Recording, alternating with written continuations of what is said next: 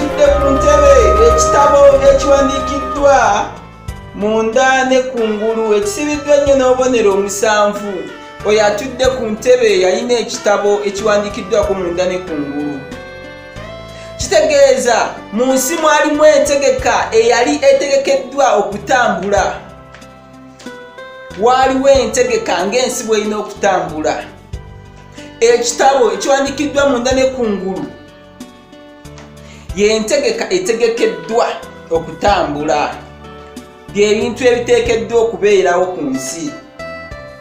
Ne ndaba malayika ow'amaanyi ng'abulya n'eddoboozi ddene nti ani asaanidde okwanjuluza ekitabo n'okubembula obubonero bwakyo 7. Malayika ow'amaanyi, malayika ategeeza omuntu. Najja mu nsi yonna eriraanye Yoludaani ng'abuulira abantu. Malayika ow'amaanyi ng'abuulira oyo yali Yokaana nnabbi eyabuulira ku Yesu, yali ali mu kubuulira. Ebigambo byonna mu Bayibuli mu kitabo eky'okubikkulirwa bitegeeza ebikolwa ebigenda okubeerawo.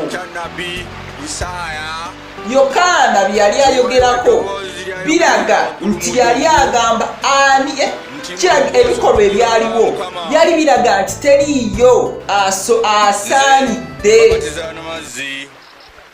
Naye lyajja omukulu ow'obuyinza okunsinga n'okusaanira sisaanira kusumulula ngatto ze. Oyo alibabatiza n'Omwoyo Omutukuvu n'omuliro. Akutte ekiwewa mu ngalo ze. Tewaliwo yali asaanidde.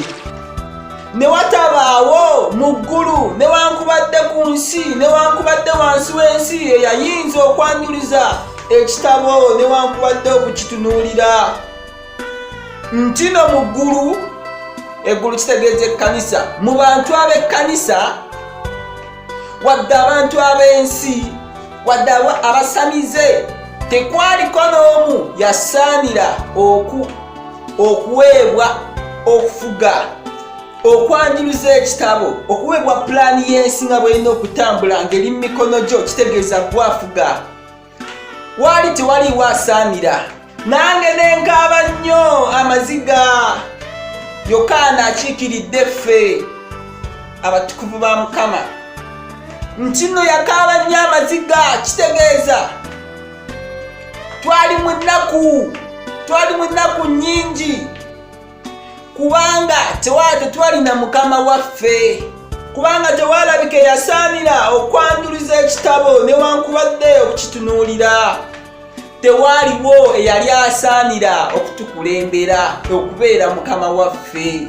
Omu ku bakadde n'aŋŋamba nti tokaaba, laba empologoma ow'omukika kya Yuda, ekikolo kya Dawudi yawangula okwanjuluza ekitabo n'okubembula obubonero bwakyo 7. Batugambye nti omu ku bakadde kitegeeza emyaka egimu ng'omukadde gy'abeera nagyo. Mu myaka egyo egimu ne mulabikamu eyawangula Omuyudaaya. Yuda empologoma ya Yuda kitegeeza ali mu Yudaaya. Emirembe gibe mu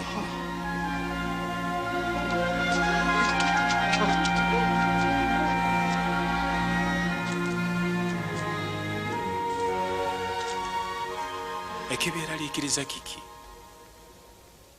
Lwaki mubuusabuusa mu mitima gyammwe?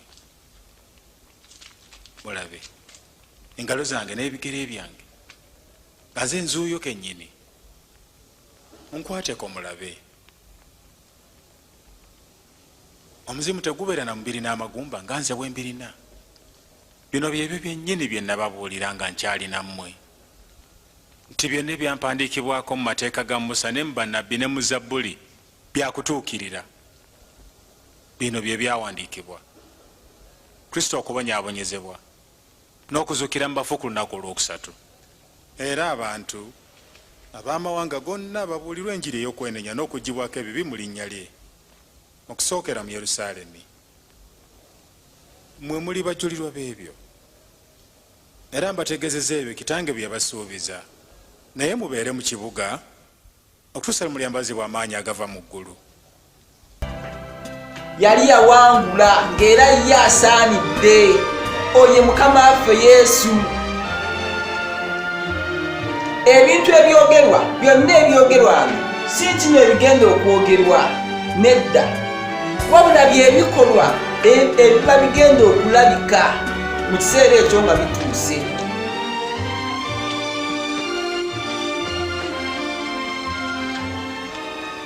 Katonda abawa omukisa abakuume, mpeereddwa obuyinza bwonna mu ggulu ne mu nsi. Kati omukadde okwogera tekitegeeza nti abakadde gye bali babyogera, nedda, wabula kitegeeza emyaka egyo gyalaga ebikolwa ebyatambuliramu.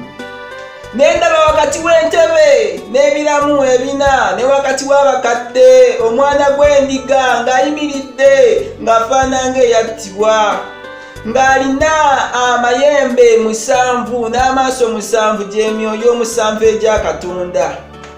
Nti nno ne walabikawo emakkati g'entebe n'ebiramu ebina, emakkati oyo aba kabaka abeera mukulembeze, emakkati kitegeeza bonna bakutunuulidde. Ali emakkati ye mukulembeze, kitegeeza walabikawo mukulembeze nga mutuukirivu nnyo. Omwana gw'endiga kitegeeza omuntu omutuukirivu era nga yakulira byonna ebiramu ebina. Kitegeeza enzikiriza ebibiina eby'enkula ennya eby'abagoberezi ba Yesu. Yalina amaaso 7, amaaso 7 gy'emyoyo 7 egya Katonda. Bangi mugamba nti ye mwoyo mutuukirivu, naye 7 tekitegeeza butuukirivu. Waliwo omukazi gwe bagobako emyoyo 7, dayimoni 7, tekitegeeza nti yalina mwoyo mutuukirivu. Si bwe kitegeeza, emyoyo 7 tekitegeeza mwoyo mutuukirivu. Abula gyali emyoyo egy'enjawulo egiri mu bagoberezi ba Kristo 7. Emyoyo gyonna 7 kitegeeza gyonna, emyoyo gyonna egy'abagoberezi ba Kristo. Najja n'akijja mu mukono ogwa ddyo ogw'oyo atudde ku ntebe, newankubadde nga bangi mugamba oyo atudde ku ntebe Katonda. Naye muno mu Bayibuli waliwo ebayogera Katonda ne wabeerawo n'eboogera atudde ku ntebe, byanjawulo. Nti Yesu n'akwata obuvunaanyizibwa obw'okufuga ensi kubanga ye Mukama waffe. Kaakano Yesu ye Mukama waffe.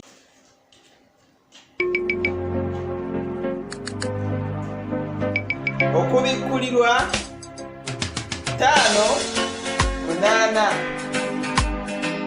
bwe yatoola ekitabo ebinamu ebina n'abakadde 24 ne bavuunama mu maaso g'omwana gw'endiga. Ebiramu 4 n'abakadde 24 ne bavuunama mu maaso g'omwana gw'endiga. Ebiramu ge madiini gonna ag'ekikristaayo ge tulina agaamuna mu nsi yonna, byebiramu 4. Nkino Yesu yatandika okufuga amadiini we gatandikira. Amadiini ne gatandika n'emyaka egiringa abakadde 24 nagyo ne gitandika. Bwe yatoola ekitabo ebiramu 4 n'abakadde 24 ne bavuunama mu maaso g'omwana gw'endiga. Okuvuunama kitegeeza ne bitandika, byonna ne bitandika okubeerawo. Buli muntu ng'alina ennanga n'ebibya bya zaabu ebijjudde obubaane. Buli mukadde yaliwo yalina ennanga n'ebibya bya zaabu ebijjudde obubaane. Kaakati abagamba nti no bano abakadde gye bali mu ggulu, awo we mbasaasirira. Babirina babirina muwulize bulungi ewantuwa balina ennanga kati mwine ennanga eno bwe muvunama eno bwe musituka eno mwina n'obubaane tebannange ebintu bino mubitegeere bulungi tebiriiyo mu ggulu wabula byebyo ebiri ku nsi ennanga n'obubaane batugambye nti nno n'ebibya ebya zaabu ebijjudde obubaane kwe kusaba kw'abatuukirivu ennanga n'obubaane abakadde bamu bye baalina kitegeeza okusaba kw'abatuukirivu mu kino emyaka egiringa omukadde gy'abeera nagyo emirundi 24 mu buli mwaka mwalingamu okusaba kw'abatuukirivu tegerekese bulungi si bakadde abakadde abeera mu ggulu si be bakwata okusaba kwaffe ate ne kufaanana ennanga nobula ennanga n'obubaane kitegeeza okusaba kw'abatuukirivu. From this day forth, I pledge to keep the Saturday Sabbath as God has commanded us to do. And I too shall be a Sabbath keeper. From this day forward.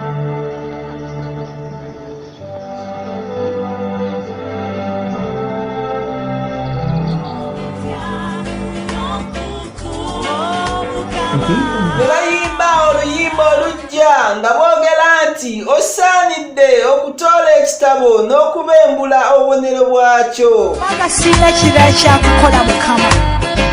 Mwekyo emyaka okutendereza Yesu ne we kwajjira. Okuyimba oluyimba olujja kitegeeza enjiri empya, okubuulira okupya. Walabikawo enjiri empya, embulira empya. Mu nnaku ziri eri tebaasinzanga Mukama waffe Yesu, tebamwogerangako, tebamuwaananga kuba teyaliiwo. Naye ne batandika okumuwaana, ne batandika okwogera mu linnya lye, wonyezebwa mu linnya lya Yesu. Abatume baalinga babuulira bagambanga wonyezebwa mu linnya lya Yesu. Yesu bwe yawonyanga yagamba situka owone. Abatume baatandikanga okukola bagamba wonyezebwa mu linnya lya Yesu. Tukusaba nga tuyita mu mwana wa Yesu Kristo. Enjiri n'ekyuka, lwe luyimba olujja enjiri empya nti osaanidde okutoola ekitabo. Basinzanga Yesu nti asaanidde okufuga, bonna ne bakakasa nti ddala Mukama waffe osaanidde okutoola ekitabo, nti osaanidde okubeera Mukama waffe kubanga wattibwa n'ogulira Katonda olw'omusaayi gwo mu buli kika n'olulimi n'abantu n'eggwanga. Olw'okubanga Yesu yattibwa, abantu baatandika omugulumiza, amanda gonna n'agagulire n'aganunulayo. Yatunulayo kufuuka ki? N'ekino ekintu abantu kibasumbuwa nnyo. N'obafuula eri Katonda waffe obwakabaka era bakabona era ab'okufuga ku nsi. Yetufuula eri Katonda waffe obwakabaka. Ffe tugenda mu bwakabaka bwa Katonda. Era bakabona ab'okufuga ku nsi.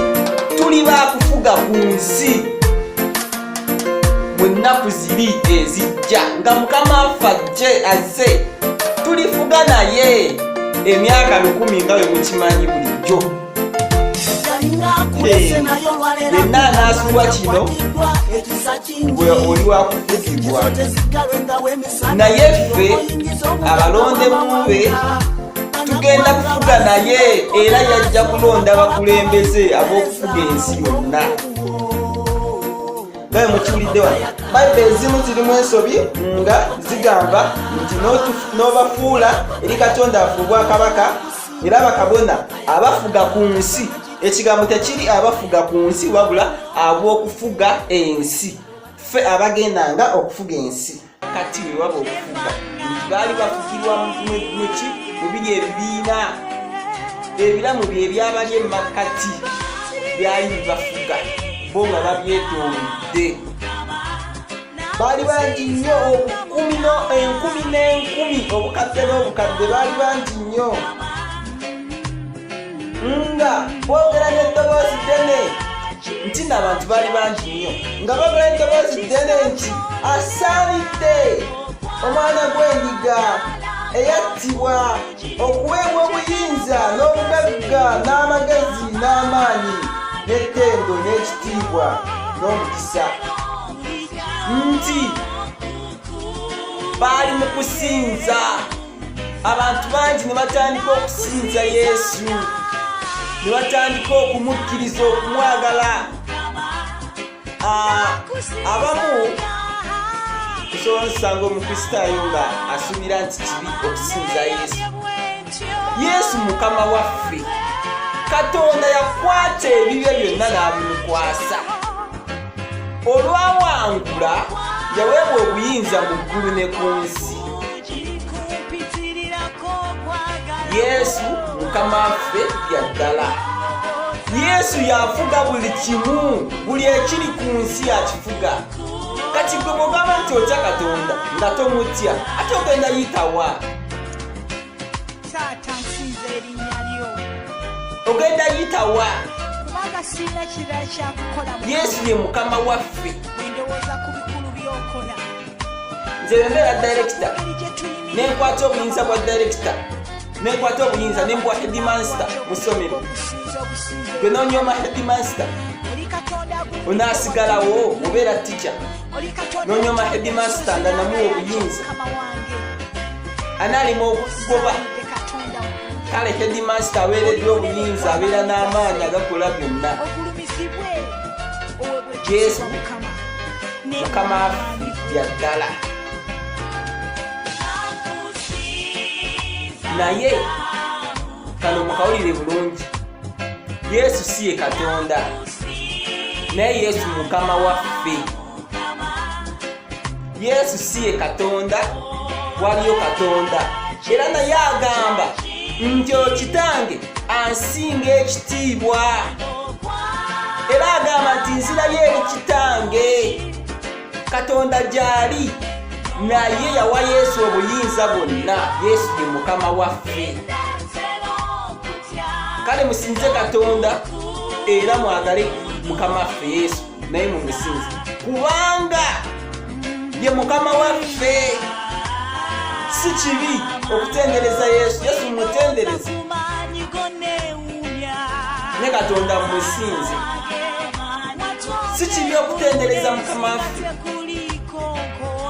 ye mukama waffe mukama wa buli kimu ye kabaka w'abakabaka era jafuga ensi yonna nga Katonda waali ng'ali wali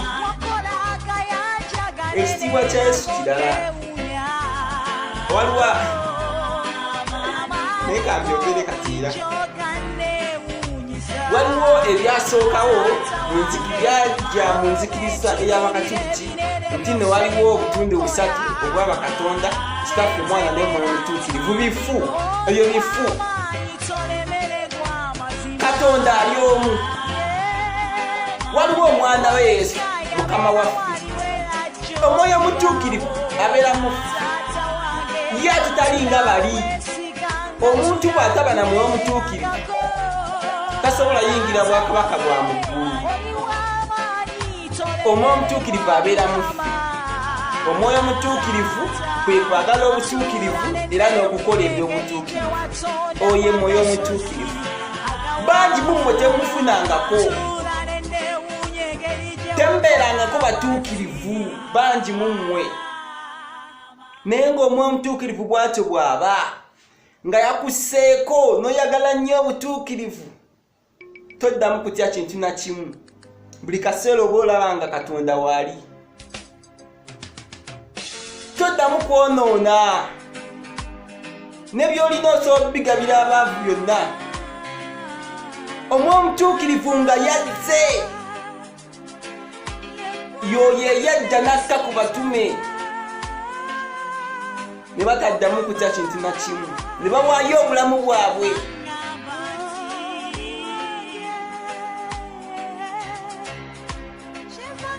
Oye mwoyo omutuukirivu so si wa kusinza tayo omwoyo omutuukirivu biki abeera mu ffe ne Katonda omu ne Mukama waffe Yesu nti abantu batandika omusinza oba omugulumiza nga boogera n'eddoboozi ddene nti asaanidde omwana gw'endiga eyattibwa okuweebwa obuyinza n'obugagga n'amagezi n'amaanyi n'ettendo n'ekitiibwa n'omukisa. Batandika omugulumiza na buli kitonde ekiri mu ggulu ne ku nsi ne wansi w'ensi ne ku nnyanja n'ebirimu byonna ne bimuwa n'ebiwulire byonna nga byogera nti eri oyo atudde ku ntebe n'eri omwana gw'endiga omukisa gubenga n'ettendo n'ekitiibwa n'amaanyi emirembe n'emirembe. Kitegeeza buli kimu n'atandika okukifuga, buli kimu ne kibeera wansi we, buli kimu ne kimuvunnamira. Kitegeeza nga buli kimu yakikulira. Kakanyonyi kategeeza n'ebiramu ebina ne byogera nti amiina, n'abakadde ne bavunnama ne basinza. Ebiramu ebina ge madiini nago ne gakkiriza ne gasinza Katonda ne Mukama. Era n'abakadde gy'emyaka n'emyaka ebyo nagyo ne gikkiriza ne giba gya kutendereza Katonda nti emyaka okuva Mukama waffe bwe yafuga gijjuddemu okusinza Katonda ne Mukama waffe Yesu.